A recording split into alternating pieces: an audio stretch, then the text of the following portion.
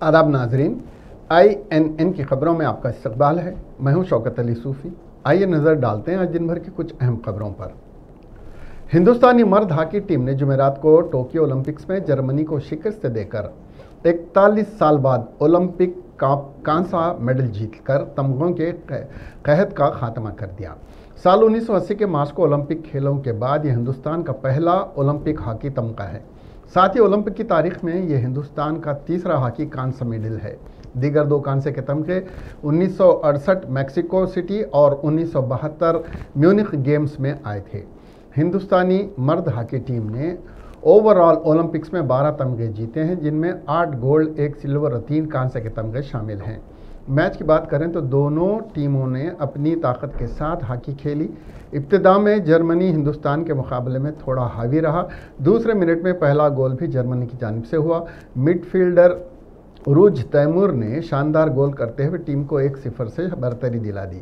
इसके बाद हिंदुस्तान ने 1 गोल के ताक़ुब में जारहियत का मुजाहरा किया, लेकिन गोल ना हो सका और पहले क्वार्टर 1-0 के स्कोर पर ख़त्म हुआ। वज़ीर आला के चंद्रशेखर राव ने टोक्यो ओलंपिक्स के हॉकी मुकाबले में कांस्य का तमगा जीतने वाली मर्दों की हिंदुस्तानी हॉकी टीम को अपने मुबारकबाद पैगाम में कहा कि हिंदुस्तानी मर्द हॉकी टीम ने ओलंपिक खेलों में कांस्य का तमगा जीतकर हॉकी के खेलों में नया रिकॉर्ड कायम किया है। उन्होंने इनके रोशन मुस्तकबिल के लिए नेक ख्वाहिशात का इजहार किया है। वाज़ेह रहे कि 41 साल बाद हिंदुस्तान हॉकी टीम आलमी खेलों में तमगा जीतकर खुश है। उम्मीद है कि इस जीत के साथ हिंदुस्तान का मारूफ खेल हॉकी के मैदान में वापसी करेगा। वज़ीर आला ने हिंदुस्तानी हॉकी टीम के कप्तान मनप्रीत और टीम के खिलाड़ियों की कोशिशों को सराहा। वज़ीर आला ने आसाम से ताल्लुक़ रखने वाली हिंदुस्तानी बॉक्सर लवलीना बोरगोहीन को ख़वातीन बॉक्सिंग के ज़ुमरे में पहली बार रिंग में दाखिल होने और कांस्य का जीतने पर मुबारकबाद दी। KCR ने कहा कि लवलीना ओलंपिक्स में मुल्क के लिए तमगा जीतने वाली तीसरे बॉक्सर की हैसियत से तारीख रकम की है। वज़ीर आला ने हिंदुस्तानी खिलाड़ियों आलमी खेलों में कामयाबी हासिल करेंगे और मज़ीद तमगे जीतने की उम्मीद का इजहार किया है। वज़ीर खेल श्रीनिवास गौड़ ने कहा कि 4 दहाइयों के बाद मर्दों की हॉकी खिलाड़ियों की टीम ने ओलंपिक्स में कौमी परचम लहराते हुए मुल्क के हर शहरी का सर फ़ख्र से ऊंचा कर दिया है। टोक्यो ओलंपिक्स में मर्दों की शानदार कामयाबी और कौमी परचम लहराने के मौके पर तेलंगाना हॉकी एसोसिएशन की जानिब से रविंद्र भारती के दफ्तर अहाते में मुनक़्क़िद एक तकरीब में वज़ीर श्रीनिवास गौड़ ने शिरकत करते हुए कीट काट और हॉकी खेलते हुए हिंदुस्तानी हॉकी खिलाड़ियों का हौसला बढ़ाया। इस मौके पर खिताब करते हुए वज़ीर श्रीनिवास गौड़ ने कहा कि ओलंपिक्स में कांस्य का तमगा जीतने से हॉकी के खेल में दोबारा जान डाल दी है। टोक्यो ओलंपिक्स में कांस्य का तमगा जीतने पर हिंदुस्तानी हॉकी टीम को मुबारकबाद पेश की। श्रीनिवास गौड़ ने कहा कि जर्मनी की टीम के साथ मुकाबला करते हुए फतेह हासिल करना हिंदुस्तान के लिए बाइस फ़ख्र है। उन्होंने उसी जज्बे को जारी रखते हुए मज़ीद कामयाबी हासिल करने और मज़ीद तमगे जीतने की उम्मीद का इजहार किया। कांस्य के तमगे को कोविड वॉरियर्स और डॉक्टर्स को वक्फ करने पर हॉकी टीम के कप्तान मनप्रीत सिंह और कोच ग्राहम रेड को भी वजीर ने मुबारकबाद पेश की। వాళ్ళకు ఎలాంటి పతకాలు రాకపోవడం వల్ల నిరాశ ఉంది। ఈరోజు మళ్ళీ భారత్లో హాకీ పట్ల ఎక్కువ ఆసక్తి వస్తుంది। హాకీ ఆడాలి, నెక్స్ట్ ఖచ్చితంగా గోల్డ్ మెడల్ సాధించాలని తపన వస్తుంది। క్రీడాకారులు క్రీడల పట్ల ఎప్పుడు ఎక్కువ ఇంట్రెస్ట్ వస్తుందంటే ఈ మెడల్స్ స్టేట్ లెవెల్లో, నేషనల్, ఇంటర్నేషనల్ లెవెల్లో, ఒలింపిక్స్, ఏషియన్ గేమ్స్లో మెడల్స్ వచ్చి బాగా ప్రోత్సాహం వచ్చినప్పుడు మనం కూడా ఆడాలని తపన వస్తుంది। కనుక ఈరోజు విద్యార్థులకు కావాల్సింది మంచి తెలివితేటలు, శరీర దారుఢ్యము, మంచి అలవాటు రావాలంటే ఒక క్రీడాకారునికి ఉంటుంది। కనుక ఈరోజు హాకీ కాంస్య పథకం రావడం, బ్యాడ్మింటన్లో బ్రెంజ్ కాంస్య పథకం రావడం, ఇట్లా ఒక్కొక్కటి రావడం అనేది చాలా అదృష్టం। ఈరోజు తెలంగాణలో కూడా తల్వార్ గారు, విజయ్ గారు, రవీంద్ర రెడ్డి గారు చాలామంది కూడా ఒక మంచి లీగ్ మ్యాచ్ పెడదాం, క్రికెట్ మాదిరిగా దీన్ని కూడా పెడదామని చెప్పి వారు ఎంతో సొంతంగా తపనిస్తూ ఉన్నారు। ఖచ్చితంగా మా ముఖ్యమంత్రి గారు క్రీడలను ప్రోత్సహించి, క్రీడాకారులను ప్రోత్సహించి ఒక పెద్ద పీట వేసి ప్రతి నియోజకవర్గంలో ఒక స్టేడియం కట్టించాలని చెప్పి అలా కట్టిస్తూ ఉన్నాం। మా శాట్స్ ఆధ్వర్యంలో చైర్మన్ గారు, మా సిబ్బంది అందరూ కూడా స్టేడియంలు కంప్లీట్ చేసుకొని గ్రామీణ స్థాయి నుంచి కూడా క్రీడాకారులను తీసుకురావాలంటే ఉద్దేశం మా ముఖ్యమంత్రి గారికి ఉంది। భవిష్యత్తులో ఖచ్చితంగా క్రీడాకారులను, కోచ్లను ప్రోత్సహించి ఒక మంచి క్రీడా పాలసీ తెలంగాణ चीफ मिनिस्टर के चंद्रशेखर राव ने वासाला मर्री में दलितों के लिए 7 करोड़ 60 लाख रुपए जारी किए। तकरीबन 76 खानदानों को फी खानदान 10 लाख रुपए मिलेंगे। चीफ मिनिस्टर के चंद्रशेखर राव ने जुमेरात को दलित बंधु प्रोग्राम के लिए फंड्स जारी किए। ये चीफ मिनिस्टर KCR के वासाला मर्री के सूबे के दौरे के मौके पर उसका ऐलान किया गया था कि 76 खानदानों को फीकस 10 लाख रुपए मिलेंगे। 7 करोड़ 60 लाख रुपए इस सिलसिले में कलेक्टर यादाद्री भुवनगिर को दलित बंधु प्रोग्राम की अमलावरी के लिए जारी कर दी गए हैं और इस सिलसिले में एक हुकूमती हुक्म जारी किया गया है। आलेर हरके असम्बली की वासाला मर्री ग्राम पंचायत में तकरीबन 76 दलित घरानों के फ़ायदे के लिए तेलंगाना दलित बंधु प्रोग्राम के फंड्स जारी किए गए हैं। तौहीन अदालत के मुकदमात के ज़ेर इल्तवा अखराजात के लिए 58 करोड़ रुपये मंजूर करने से मुताल्लिक CS सोमेश कुमार ने हाई कोर्ट को वजाहत देते हुए कहा कि 58 करोड़ रुपये की रकम तौहीन अदालत के मुकदमात के लिए जारी नहीं किए गए, बल्कि अराजियात के हुसूल के मुआवजे की अदायगी के मामले में तौहीन अदालत के मुकदमात के लिए जारी किए गए थे। चीफ सेक्रेटरी सोमेश कुमार ने कहा कि दरख्वास्त गुजार ने अदालत को गुमराह किया है। चीफ सेक्रेटरी ने कहा कि अदालत ट्रायल के दौरान हक़ाइक़ पेश नहीं कर सके हैं। उन्होंने हाई कोर्ट से फंड्स जारी नहीं करने से मुताल्लिक़ दिए गए अहकामात वापस लेने की अदालत से अपील की। इस मौके पर AG BS प्रसाद ने अदालत से इस अपील पर हंगामा तहक़ीक़ात कराने की अदालत से दरख्वास्त की। दरियासना हाई कोर्ट ने जियो की तहरीर पर ताज्जुब का इजहार किया। अदालत ने सवाल किया कि असल जियो की तैयारी का मकसद क्या है, कागज़ पर क्या लिखा है। जियो पर गौर करते हुए हाई कोर्ट ने ख्याल जाहिर किया है कि जियो तौहीन अदालत के मुकदमात के अखराजात के लिए तैयार किया गया। हाई कोर्ट ने अगली समाअत पीर तक के लिए मुलतवी कर दी है। वज़ीर पंचायत राज एराबली दयाकर राव ने कहा कि वज़ीर आला के चंद्रशेखर राव की क़ियादत में तेलंगाना हुकूमत पाम ऑयल से वाबस्ता किसानों की हर तरह की मदद करेगी और रियासत के किसानों को मरकज़ से सब्सिडी दिलाने के सिलसिले में रियासती हुकूमत नुमाइंदगी करेगी। वज़ीर दयाकर राव ने वरंगल रूरल से खम्मम ज़िले के सत्तुपल्ली तक पाम ऑयल के किसानों की बस को झंडी बताकर रवाना करने के बाद मीडिया से बात करते हुए बताया कि उन्होंने कहा कि वरंगल रूरल में ऑयल पंप इंडस्ट्री का क़याम अमल में लाया जाएगा। పామ్ ఆయిల్ తెలంగాణ లోపల దిగుబడి ఎక్కువ పెంచాలని రైతులను చైతన్యం చేయాలనే ఉద్దేశంతో వరంగల్ రూరల్ అర్బన్ జిల్లాకు సంబంధించిన ప్రజాప్రతినిధులు రైతు సోదరులందరినీ కూడా సత్తిపల్లి అశ్రాపేట ఆ ప్రాంతం లోపల ఆయిల్ పంప్స్ ఇండస్ట్రీస్ కానీ ఆయిల్ పంప్ తోటలు కానీ చూపెట్టాలనే ఉద్దేశంతో రెండు జిల్లా రైతు సోదరులందరినీ కూడా తీసుకుపోవడం కూడా జరుగుతుంది। పామ్ ఆయిల్ వల్ల రైతులకు బాగా లాభం దొరుకుతుంది। రాష్ట్ర ప్రభుత్వం కేంద్ర ప్రభుత్వం కూడా సబ్సిడీ కూడా ఇవ్వడం జరుగుతుంది। तर्जुमान कुल हिंद कांग्रेस कमेटी दासूजी श्रवण ने रियासती बल्दी नज़्म नस्क के वजीर KT रामाराव से सवाल किया कि अंदरून एक साल 15 बल्दी मजदूरों की हलाकत के लिए कौन जिम्मेदार है और हुकूमत इन मजदूरों के ख़ानदानों की जिम्मेदारी को पूरा करने के लिए क्या इक़दाम किए हैं। दासूजी श्रवण ने कल LB नगर इलाके में मेन होल की सफाई के दौरान बल्दिया की लापरवाही से मरने वाले 2 मजदूरों की मौत पर इजहार तशवीश करते हुए सीवरेज मजदूरों की जिंदगियों की हिफाजत का मुतालबा किया। GHMC चला रहे, उसी के वजह से जो है सो आज 2 गरीब मासूम लोग जो है सो आज उनका जान खो बैठे हैं। कौन जिम्मेदार होगा? KTR साहब, आप ही जिम्मेदार है ये मृत्यु का, दोनों मृत्यु का आप ही जिम्मेदार है। पिछले 1 साल में करीब 15 लोग मर गए, कोई उसका परवाह करने वाला नहीं है, क्योंकि वो गरीब है, क्योंकि वो डाउन ट्रॉडन सेक्शन से आते हैं, ट्राइब शेड्यूल कास्ट से आते हैं, तो उसको मर गए तो भी कोई परवाह नहीं है। कीड़े मकोड़े जैसे उन लोगों को देख रहे हैं। ये कैसा इंसाफ है, ये कैसा सियासत है, ये कैसा एडमिनिस्ट्रेशन है कांग्रेस पार्टी की तरफ से पूछ रहे हैं। दरअसल एक बात KTR साहब और GHMC कमिश्नर और वो जोनल कमिश्नर उपेंद्र रेड्डी जो है उन्हें भी समाधान देना चाहिए। नाला डिसिल्टिंग हो, नाला क्लीनिंग हो, कब होनी चाहिए?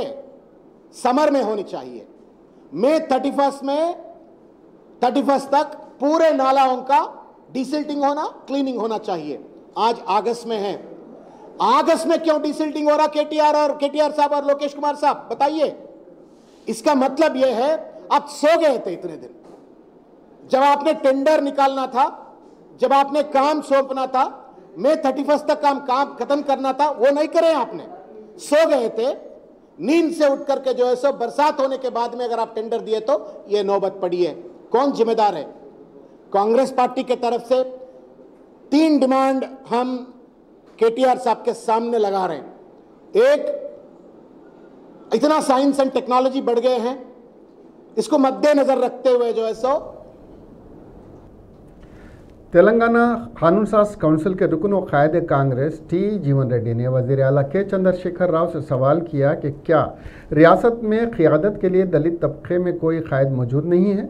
2014 में दलित वज़ीर आला का नारा लगाते हुए इंतखाबात में कामयाबी हासिल की और अपने वादे को बर्फदान में डाल दिया। डॉक्टर ए राजा को डिप्टी चीफ मिनिस्टर मुकर्रर किया, फिर उन्हें मदूनवान करार देकर बरतरफ कर दिया।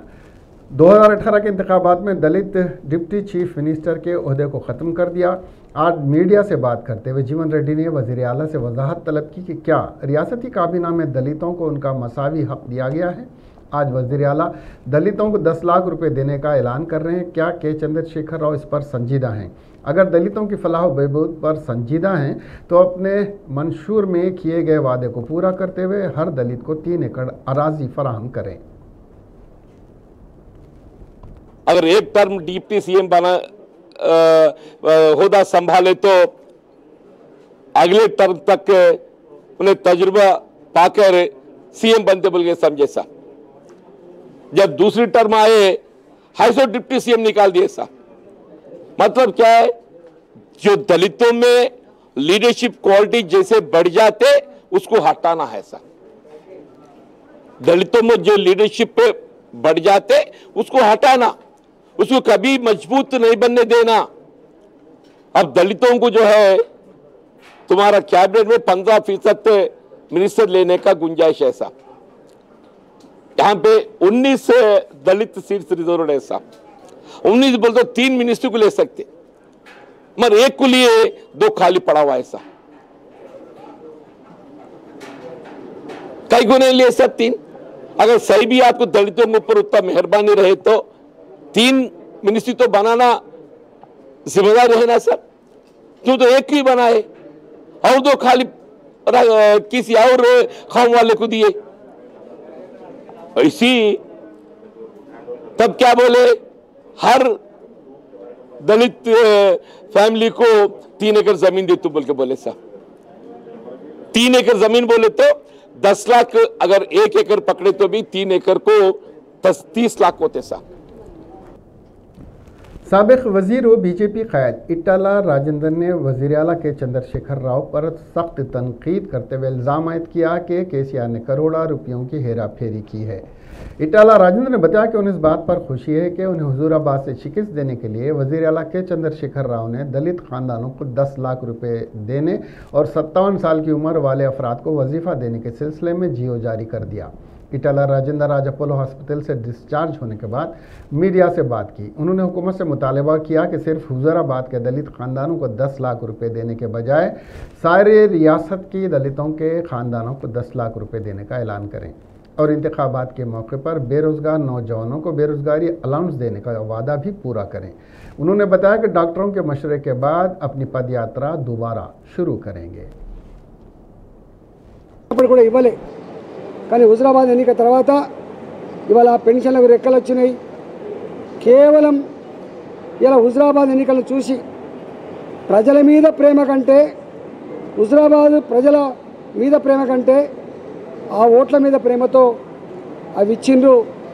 ఇప్పటికైనా నా రాజీనామా తర్వాత అవి ఇచ్చినందుకు సంతోషాన్ని వ్యక్తం చేస్తూ ఉన్నాను. దానికి తోడుగా ఇంకొక హామీ ఉంది. తెలంగాణ వ్యాప్తంగా నిరుద్యోగ యువకులకి 3116 రూపాయలు వృత్తి ఇస్తానని చెప్పిండో ఆ నిరుద్యోగ వృత్తి కూడా వెంటనే అమలు చేయాలని చెప్పి నేను డిమాండ్ చేస్తూ ఉన్నా. 3 ఏళ్ళుగా గొర్రెల కోసం గొర్రెల కాపర్లు డీడీలు గడిస్తే ఎక్కడ వేసిన గొంగడికి అక్కడనే ఉండే, ఆ గొర్రెలు రాలే. भारतीय जनता पार्टी के रुकन असम्बली राजा सिंह जो मुख्तलिफ मसाइल पर आवाज़ उठाने के लिए जाने जाते हैं, उन्होंने हुकूमत तेलंगाना से मुतालबा किया कि ओलंपिक ब्रॉन्ज मेडल की फातेह पीवी सिंधु को तेलंगाना का ब्रांड एम्बेसडर बनाया जाए। साथ ही उन्होंने ये भी मांग की कि सानिया मिर्ज़ा की तेलंगाना एम्बेसडर की हैसियत को ख़त्म कर दिया जाए, उन्हें इस ओहदे से हटा दिया जाए। उन्होंने सानिया मिर्ज़ा को कोई भी मेडल ना जीतने के बावजूद ब्रांड एम्बेसडर के ओहदे पर बरकरार रखने पर शदीद तनकीद का निशाना बनाया। राजा सिंह ने कहा कि सानिया मिर्ज़ा ने ओलंपिक में कोई मेडल नहीं जीता। उन्होंने कहा कि हुकूमत तेलंगाना ने खेलों की तरफ से आंखें मूंद ली हैं और रियासत में अच्छे खिलाड़ियों की सलाहियतों को सामने लाने के लिए अच्छे ट्रेनर्स भी नहीं हैं। राजा सिंह ने हुकूमत से सवाल किया कि वो पीवी सिंधु की जैसी बासलाहियत खिलाड़ी की हिम्मत अफजाई क्यों नहीं कर रहे हैं। उन्होंने कहा कि पीवी सिंधु ने न सिर्फ मुल्क की बल्कि रियासत तेलंगाना की भी नुमाइंदगी की और मेडल जीता है।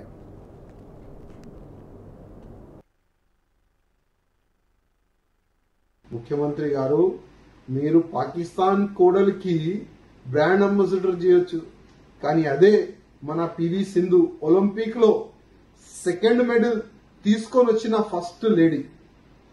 మళ్ళా మా పివి సింధు గారికి ఎందుకు బ్రాండ్ అంబాసిడర్ చేస్తలేరు? ఇవాళ నేను ముఖ్యమంత్రి గారికి అడుగుతున్నా, ఎందుకు మీరు ఎంకరేజ్మెంట్ చూపెడతలేరు? నేను ఇవాళ మీకు అడుగుతున్నా, ముఖ్యమంత్రి గారు మీరు ప్రత్యేకంగా మీరు దృష్టి పెట్టండి. ప్రతి ఒక్క స్పోర్ట్స్ కాంప్లెక్స్ గానీ డెవలప్ చేయండి, స్పోర్ట్స్ గ్రౌండ్లు గానీ డెవలప్ చేయండి. ఇవాళ పివి సింధు మన తెలంగాణ అమ్మాయి, మన భారతదేశానికి మంచి పేరు తీసుకొని వచ్చింది. అదేవిధంగా మన తెలంగాణ కూడా మంచి ఒక పేరు వచ్చింది. ఆమె పేరు పైన ఇంకా కూడా స్పోర్ట్స్ కాంప్లెక్స్ తయారు కావాలి, స్పోర్ట్స్ గ్రౌండ్లు తయారు కావాలి, స్టేడియంలు తయారు కావాలి. మీరు ఒక్క చూపు స్పోర్ట్స్ మ్యాన్ పైన గానీ స్పోర్ట్స్ పైన గానీ పెడితే रियासती हुकूमत की जानिब से नए राशन कार्ड्स की तकसीम का अमल जारी है। इस मौके पर ग्रेटर हैदराबाद म्यूनसिपल कॉरपोरेशन की मेयर गदवाल विजयलक्ष्मी ने NBT नगर में वाक़ मेयर कैंप ऑफिस में 383 इस्तेफादा कुनिंदगान में नए राशन कार्ड तकसीम किए। इस मौके पर रुकन असम्बली दानम नागेंद्र भी मौजूद थे। गवर्नमेंट विप गवाला बालाराजू कांग्रेस और भारतीय जनता पार्टी कायदीन से ख्वाहिश की कि वह रियासती वज़ीर आला के चंद्रशेखर राव की जानिब से दलित तबके की फलाह बहबूद के लिए शुरू करदा दलित बंधु स्कीम की मुखालिफत न करें, क्योंकि मुल्क में पहली मरतबे दलितों को बाख्तियार बनाने के लिए TRS हुकूमत बहुत बड़ा कदम उठाया है। आज मीडिया से बात करते हुए गवर्नमेंट विप ने कहा, अगर सियासी जमात इस स्कीम की मुखालिफत करती हों तो इस सियासी जमात का अवाम खात्मा करेंगे। गवाला बालाराजू ने मरकज़ में बरसर इक़्तिदार BJP को मशवरा दिया कि वो इस स्कीम को इख्तियार करते हुए मुल्क भर में लागू करें ताकि मुल्क भर के दलित इस्तेफादा कर सकें। आज दलित बंधु दलित स्कीम के लिए जो अपने CM साहब सोच रहे, वो स्कीम ज़रूर हर घर पहुंचने का डिज़ाइन बना के है। KCR साहब भी ऐलान करे 1.5 लाख 2 लाख करोड़ जो भी होते हुकूमत तैयार है स्पेंड करने के लिए। जिसको मदद पहुंचना है वो ज़ात के लिए ये गवर्नमेंट कमिटेड है बोल के जो बात कर रहे वो अमल में लाए। भी आज ही अपना कल ही CM साहब ऐलान करे अपना आलेर कॉन्स्टिट्यूंसी में, वो कॉन्स्टिट्यूंसी में एक विलेज को अडाप्ट करके वो गांव में अमल कर रहे।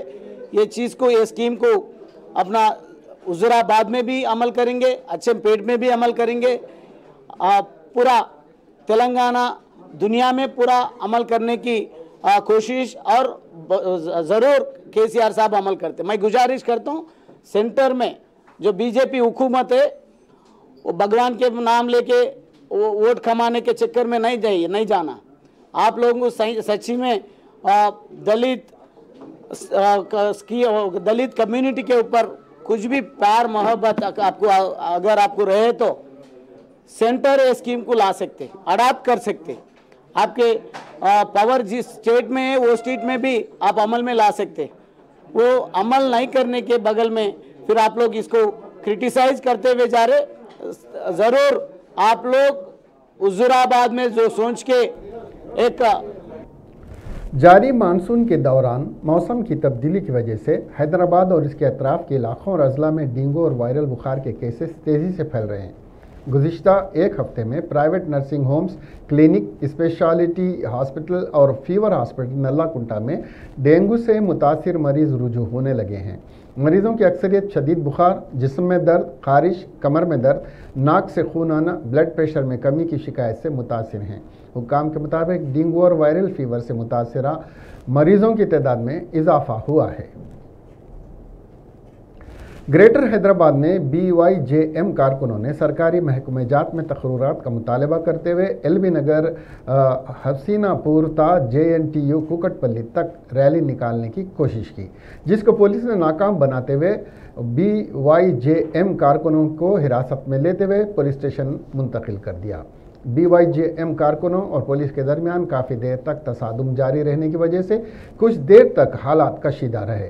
पुलिस का कहना है कि पुलिस ने BYJM को रैली निकालने की इजाज़त नहीं दी थी।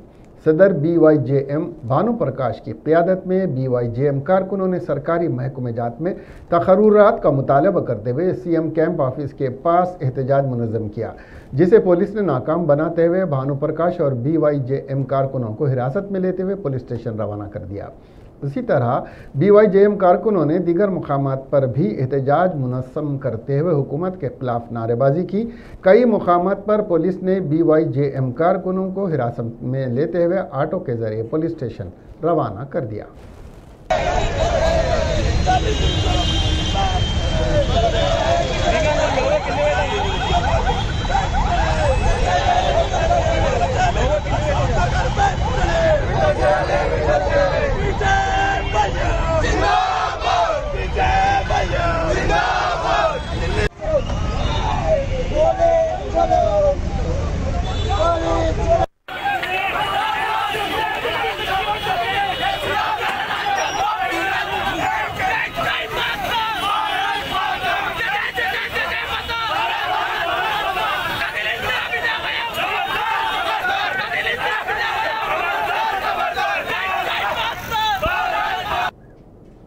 आंध्र प्रदेश के चित्तूर ज़िले के तोट्टमबेडु मंडल में एक हैरानकुन वाक़े में मुर्गे ने अंडे दिए और सभी को हैरानी में डाल दिया।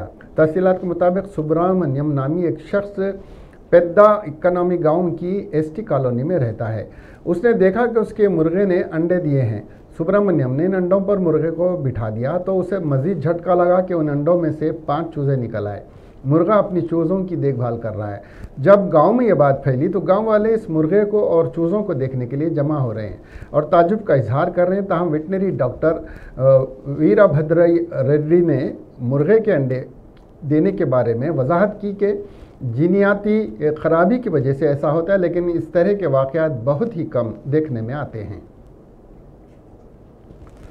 हैदराबाद में सिटी पुलिस ने पब में शराब नोशी करने वालों को कैब बुक करवाते हुए उन्हें घर भिजवाने का मशवरा दिया है। साइबराबाद की मादापुर पुलिस ने पब्स, बार एंड रेस्टोरेंट्स के मालिकान के साथ एक इजलास तलब किया, जिसमें उन्हें मशवरा दिया कि वो शराब नोशी करने वालों को गाड़ी चलाने ना दें, उनके लिए कैब बुक करवाई जाए। अगर वो ये बात नहीं मानते हैं तो फिर पुलिस कंट्रोल रूम को फ़ोन किया जाए। वाज़ेह है कि हाल ही में गच्चीबौली पुलिस स्टेशन के हुदूद में फ्रेंडशिप डे के मौके पर हालत नशा में गाड़ी चलाने के नतीजे में रोनुमा सड़क हादसे में MTech की तालिबा अशरीता की मौत हो गई थी। सीवरेज लाइन की सफाई के दौरान मेन होल में बह गए GHMC वर्कर अंतैया की तलाश जारी है। LB नगर में दूसरे रोज़ भी रेस्क्यू ऑपरेशन करते हुए GHMC इंजीनियर्स डिपार्टमेंट की टीम खुदाई कर रही है। पुलिस ने कॉन्ट्रैक्टर स्वामी के खिलाफ मुकदमा दर्ज कर लिया है। शिव की लाश का आज उस्मानिया अस्पताल में पोस्टमार्टम किया गया। वाज़ेह है कि GHMC के 2 वर्कर मेन होल की सफाई के दौरान हादसाती तौर पर गिर गए थे। शिवा नामी वर्कर की लाश को मेन होल से निकाला गया था, ताहम अंतैया की लाश अभी तक नहीं मिली है।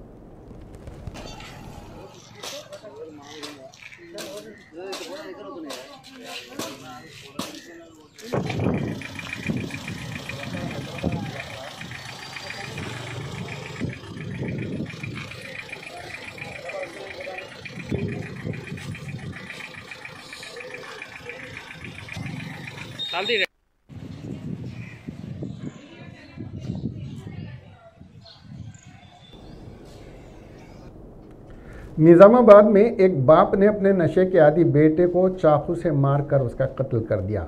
परवीन राज नामी ये शख्स हर दिन नशे में धुत अपने घर जाता और अपने बाप से हर रोज़ ही झगड़ा करता था।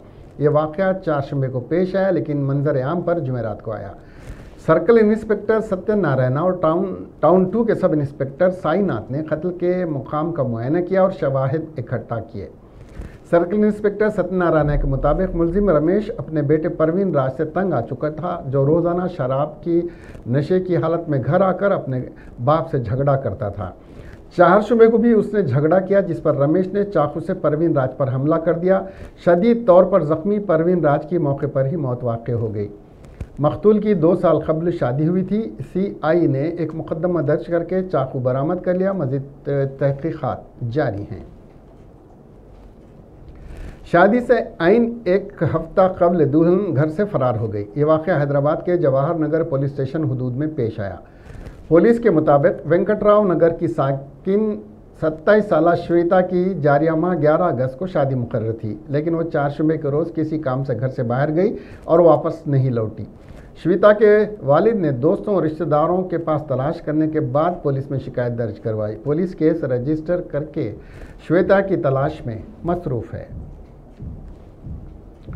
हैदराबाद में नाबालिग लड़की के साथ बदतमीज़ी करने पर RMP डॉक्टर के खिलाफ केस दर्ज कर लिया गया है। तफसीलात के मुताबिक तबीयत ख़राब होने पर 15 साला लड़की अपने मामू के साथ एक रजिस्टर्ड मेडिकल प्रैक्टिशनर के क्लिनिक पर इलाज के लिए रुजू हुई।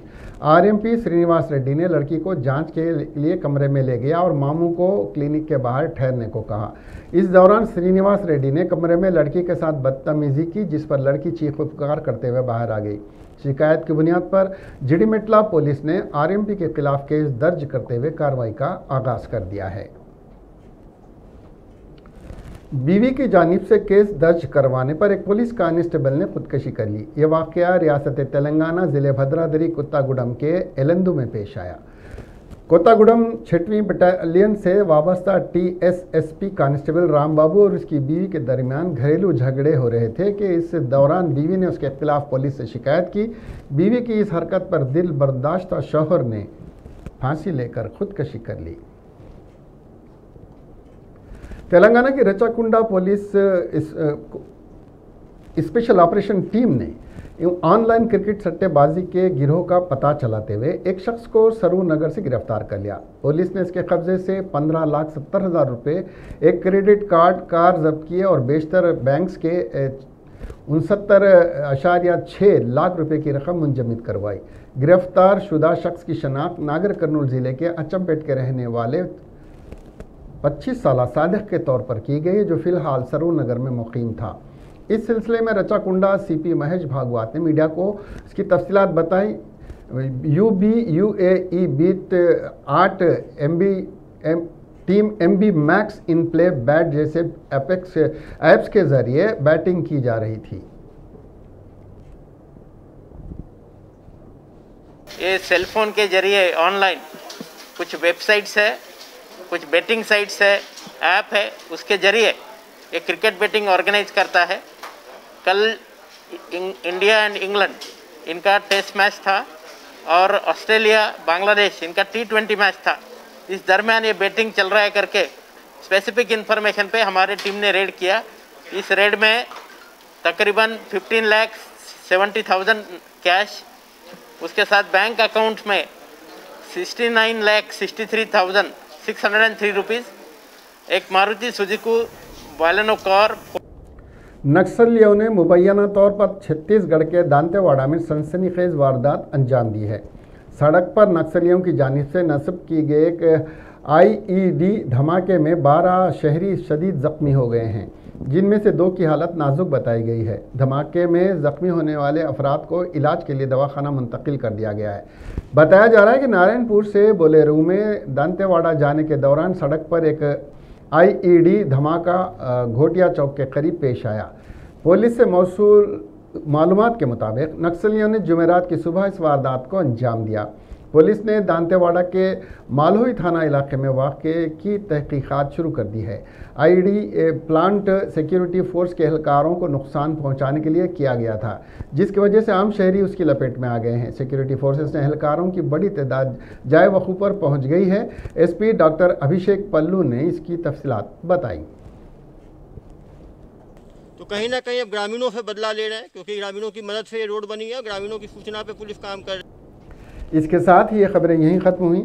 अब हमें दीजिए इजाज़त और देखते रहिए आपका अपना INN चैनल। खुदा हाफिज़।